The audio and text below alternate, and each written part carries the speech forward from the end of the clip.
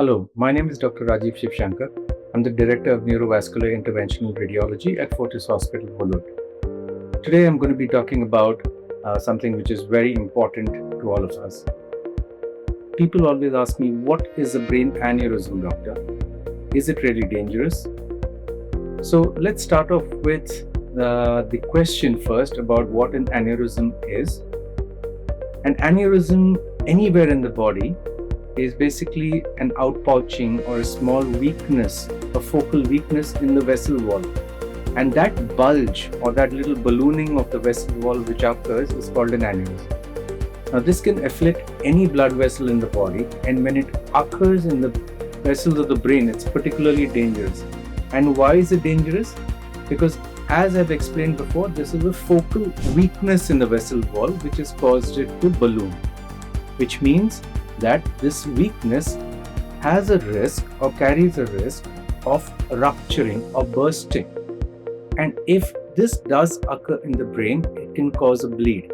And as we all know, a bleed in the brain is quite dangerous and can have catastrophic consequences, which include death or neurological deficits such as paralysis, etc. So a brain aneurysm is nothing but a focal bulge or a ballooning of the vessel of the arteries to the brain. Now, is it dangerous or is it not dangerous? Now, that's a very important question to be addressed, because many individuals approach their general practitioners or their family physicians or the neurologists, and they have imaging nowadays, and high-end imaging picks up the aneurysms. Now, depending on the situation of location, the size, and the morphology of the aneurysm, we take a call as to if this aneurysm merits treatment or can be watched for some time.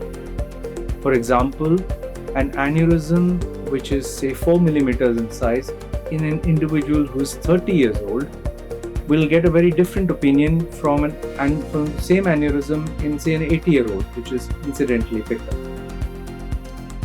The second characteristic we look at in an aneurysm is the location. For example, the aneurysm which is in the anterior circulation has a different recommendation from the aneurysm which is picked up in the posterior circulation. And in general, how are these aneurysms treated? Now, a large part of aneurysms, the aim in an unruptured setting, that is before they rupture, the aim is to provide security and stability to that aneurysm so it no longer ruptures. And endovascular techniques are a great minimally invasive way of achieving the same. Using specialized new tools, we can use coils with adjunct devices like stents or balloons. We can use specialized stents called flow diverters, etc., to achieve long-term stability and cure of these aneurysms.